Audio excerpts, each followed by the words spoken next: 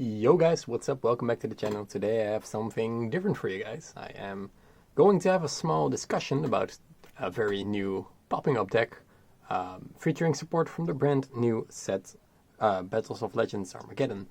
And I will be talking about the Eldlich Zexal deck. There have been very many people that have been talking online about this, at Locus about this, about how this will be one of the most depressing decks ever because of the insane effect of Zexal and the easy accessibility together combined with the power of the Eldlich the Golden Lord. And I am going to talk about how this might be true or false, or you will make your own opinion at the end of the video. And yeah, I'm gonna have some pros, I'm gonna have some cons. I'm gonna go into the deck list first, so you guys will know exactly what I will be talking about. And then for those of you that don't know what it does yet, then there will be information for you too.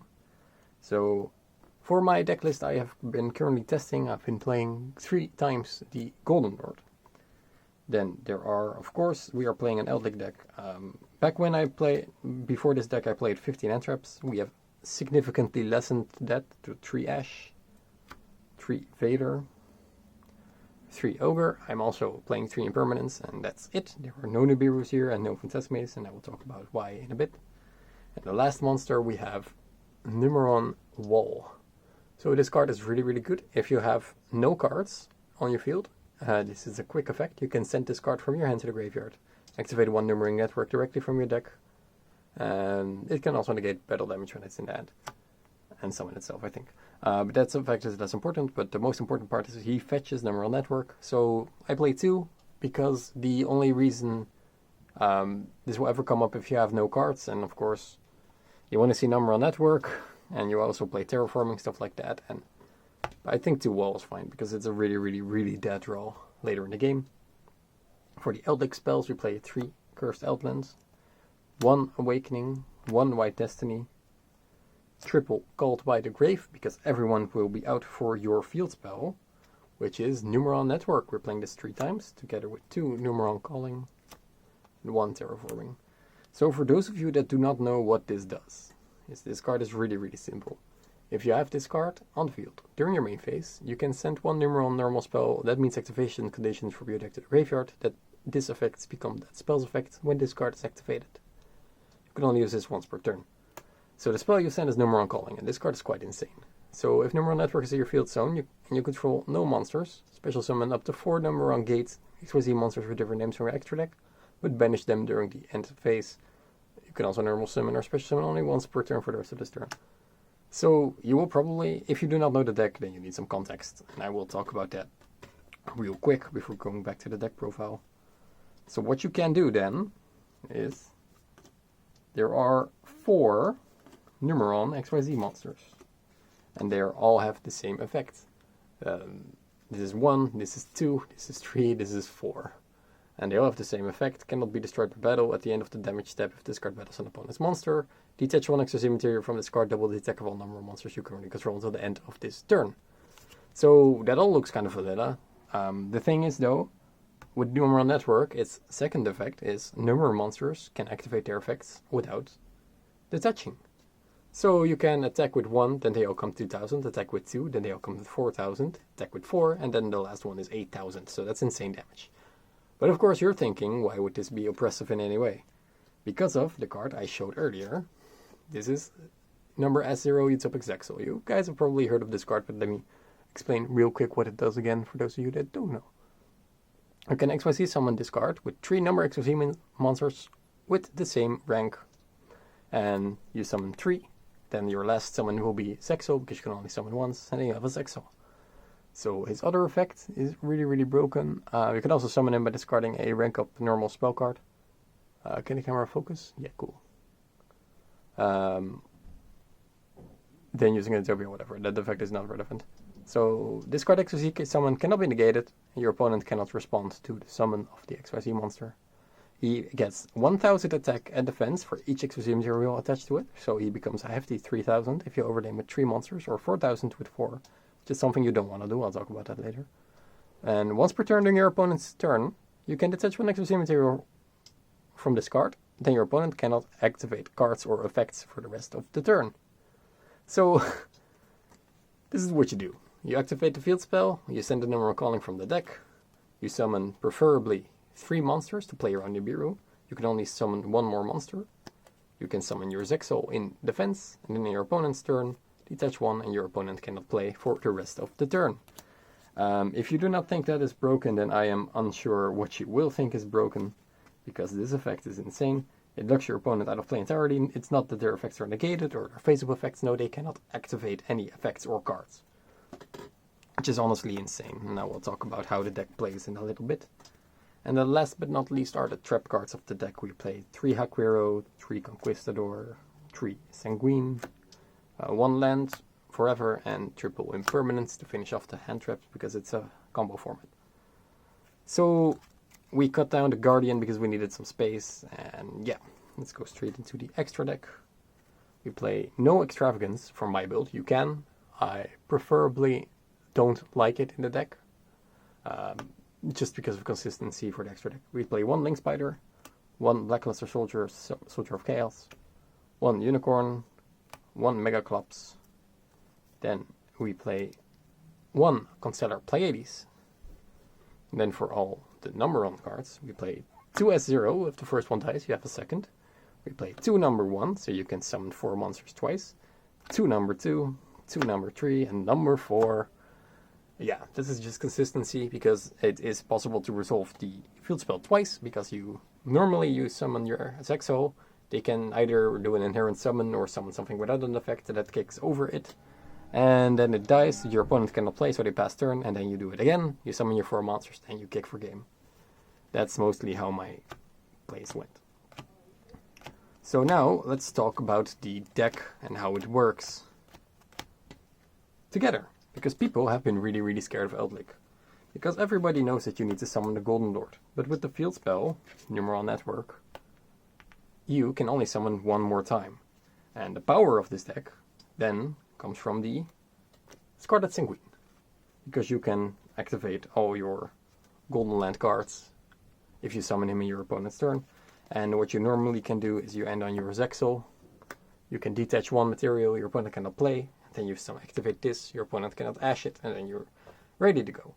So the entire Numeron engine only needs 1 card to work, and that's the field spell. And we play 6 copies of the field spell, so that's pretty good. And then the rest of the Eldlich engine comes together with that, and the hand traps and stuff like that. So yeah, that's really, really cool. So the only downside to the engine so far is, of course, you can only summon 1 more time. So you can only enter your Zexal, and you can end on your Lord. And the other downside is you need to control no monsters, which is really, really important, because this means that if you top deck the field spell, it will not always be live, and you kind of need to remove your own field sometimes. And starting off, it's a really good starting play, either going first or going second, because these monsters are really, really strong, and they get like 8k attack, which is insane. So it's really, really good. It's kind of versatile as well, because you can definitely go second, combined with the hand traps and the normal power of the Eldlichs. But there are also still some counter energies in the deck itself with the Eldlich engine. And people have been saying this deck will be super, super oppressive and super strong and everything, and they are really scared of it. And I'm going to talk about some pros and some cons to help you guys, to kind of show how I think about how the deck is played and how it's going to become in the future, stuff like that. So let's talk about the pros first, of course. Zexal is super, super broken, and it only requires 1 card to play. The power of the Eldlich deck is that you can either discard your combo cards, and then you can summon your Lord back in your opponent's turn. So far, these 2 engines seems to really, really work together. Which is true. If you have a pretty good hand, and you can just send you can activate Outland, you can maybe send your own network to the field with Lord, discard something else, summon Lord back, and then you have your Numeron stuff, and it works really out. You don't die to anything really, you don't die to Nibiru. Ghost Ogre is really strong, but that can happen. But it's really easy to make both the decks work, which is really, really convenient and nice, because these are spell cards, and you can send them with Lord as well to disrupt your opponent. Your Lord can just come back the next turn. You do not have to play with the Lord. And, you play all these hand traps already. So you are kind of safe and secured if the field spell resolves. And, if you do not draw the field spell, you're just playing a normal control Eldlich deck, which is also really, really insane. So that are some really, really positive things. And I can definitely see why people would be scared of this, because you have both Eldlich, which is already an insane deck, and now it can summon a Zexal as well. But there is some critique to this, which I really, really wanted to talk about. But besides Zexal being one of the most broken cards, it can be outed. And the first point I wanted to make is people will, of course, play outs. I have played this deck for 2 locals now, so I'm an expert. No, just kidding, I tested it online as well. Shoutouts to Optrick for sharing his build with me. But what I learned real quick is the moment this deck became legal, people started maining outs. Ghost Ogre on the field spell is insane. Of course, if you look in my side deck, here is some Forbidden Chalices, which can also be chained to the Zexal. So while Zexal is indeed broken and really, really good, and this engine is really, really good, it's not like impossible to kill. It dies to many things. Because of course, if you summon your Zexal with 3 materials to play on the view, then it's your opponent's turn. Do you know how scary it is to just activate it in the standby phase? Well, it's kind of mandatory. It's super, super risky, because you have Gamma, you have impermanence that can be chained. So you need to wait until your opponent plays a card. For example, like a Pot of Extravagance or Pot of Desires or whatever, or just a normal summon. And even then, there are still cards that can be chained, like Forbidden Chalice, or if they have no monsters, they can still do Gamma. Of course, it only plays around the Biru. And then you have to wait until your opponent activates a card, which can also be quite interesting, because I was playing in the finals at the Leiden Local, I was playing against Shadow. And the first card he activated was Shadow Fusion, so he already summons a construct. And, I can still make him not activate any of the other effects, which is still pretty good. But he can just summon construct and out it. And then next turn, I have to deal with a construct, which is not impossible, but, it can be countered. Another thing that happened, for example, was because I knew he was playing Gamma. The other game, he set a card, and then he priority super polyed with my Zexal to make another construct, making it too late for my Zexal. And a lot of other times, network has just been ogred, or it has just been outed, which is why I decided to main deck 3 Called by the Grave, because people are really, really quick to learn on how to counter this deck. Some of the other counter synergies it has. Because you are playing the Numeron deck, it's kind of really, really hard to play the Eldlich deck, because you are super focused on resolving this turn. And to summon this, you cannot have any monsters on the field. And you can only have 1 summon. And apparently, you only play 3 Sanguine, which someone has told me, and it's quite difficult to set that up if you do not play any other cards. Like, to help with that, you can, of course, play... I wanted to say Souls, but you cannot, because that's a monster on the field. So it's getting quite difficult to actually summon your Golden Lord in your opponent's turn. Which is really, really interesting. I should also talk about one more small pro. You can protect your Zexal. If you have a good hand, and you can set up your Conquistador, then in your opponent's turn you can activate Zexal effect. He chains Forbidden Chalice or something else like that targets him to negate it. You can chain Conquistador, Sanguine, to summon the Lord, and then pop the Zexal so that it resolves, which is really nice. But to do that, you have to have these 3 very specific cards, which is quite difficult to do. Of course, this card,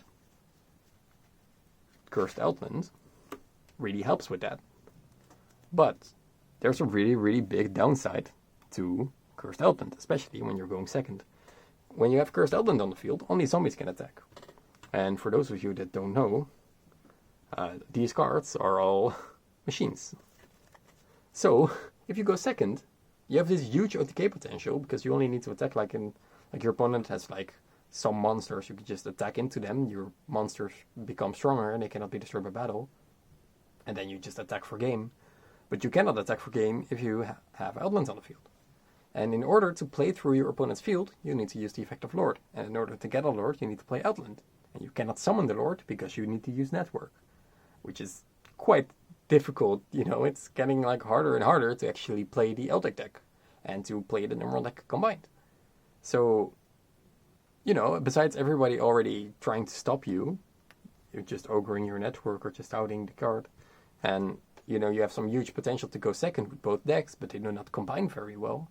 And it's just going to become like this very, very mix of you're making it super hard for yourself to play. The thing is, this deck plays out really easy. You do not have to think at all. You draw the network, you summon the Zexal, you set your back row, you keep your hand traps. But like the entire line of play is really toned down and flushed out compared to what it was before. I personally really like the 15 hand trap list more because you have way more control about the duel and you do not have to like use certain win conditions. You can just focus on the Eldlich. I think it's really, really difficult for a deck like Eldlich that is so focused on their one monster. You know, it's only one monster, but it's super focused on that. I think it's really difficult to play such a very specific engine in that. Although it's really good and it's really broken, I do not think that this deck needs it for some really weird reason. You know, you can OTK, you can not make your opponent play, but this deck already was fine going first and it already was fine going second. And, you know, adding such a powerful engine with so many counter, you know, arguments, I myself think it's very, very difficult. And I am not sure if these engines are meant to work together in that specific way. I think there are too many, you know, situations where you are and you just don't want to use your network, or you just cannot use your Eldland, and it's still not fine anyway. And, you know, maybe you activate network and your opponent outs it, and then you're like, oh yeah, thank God, now I can play my Eldlich deck to back it up. But that's not really a good mentality, is it? So that's kind of how I feel about it. What I think is this deck can be a very standalone deck, or it needs to be combined with an archetype that does not need an additional summon or whatever. For example, which is I hope a video I will share soon, Subterror, which is quite insane with this deck. Because if you open Network and Hidden City, although you cannot normal summon, I think it says, Numeron Calling says, you can only normal summon or special summon once for the rest of this turn. Which means that you are free to set. So you can just make your Zexal, activate City, summon Guru face down, flip it face up, search Venus, protection for your Zexal. You know, it's kind of risky to lose to Nibiru then because it will be your 5th summon. Maybe if you really want to play around that, you can also make Zexal with only 2 materials because you have your Subterror engine to counter your opponent's plays more. And what you also can do is you can Venus there negate for Zexal, or you can Book of Moon your Zexal with Guru, and then it resolves as well if your opponent has any responses. And as you can see, it has a way better, you know, synergy together. The only thing is, of course, if you already have Hidden City and you draw your Numeron network, you will probably already have a monster, which is countersynergy. But it still provides a very good going second capability to the Subterror deck. It has extended going first abilities for the Subterror deck. And, you know, there's nothing preventing both engines to work simultaneously together. Actually, because of game mechanics, you can work together really, really good. And, yeah, the deck just works. So for the Eldlich deck, I personally will not be playing this list anymore. You guys can of course test it out all you want. It's really good. Zexal is broken, Golden Lord is still broken, but together it's quite difficult because I just cannot see both decks work at the same time in a consistent way. That's kind of how I feel about it. Because it's just too difficult to make them both work. Because you want to have your monster, but you cannot have your monster. And then, you know. And also one thing I miss as well, to kind of close it off, is these cards. What I really liked about my 15 hand trap list is I can just main these and it works. Because everybody link summons and everybody summons more than 5 times. And I miss these cards. And you cannot play them because you cannot have any monsters on the field. See? I'm going with that. I'm going to throw my Phantasmi around. So I'm going to go back to my trusty old 15 helmet hand trap deck with ogres in the main. And I'm going to make a Subterror list that features this engine to make it even more worse for my opponents. And I don't think I'm going to mix these 2 archetypes anytime soon again. Because, in all honesty, the deck has been in a better place. And I am sure that it will still be incredible even with these cards. But you know, I'm gonna see how I play around the Zexal and not see how I play with Zexal. So yeah, I really hope you guys liked this discussion, and I will definitely see you in the next video. If you like and subscribe, don't forget to subscribe, really important. Don't forget to watch all my other videos, really important. And let me know in the comment section down below on anything else you want me to talk about or you want me to show. And I will see you guys later. Bye bye.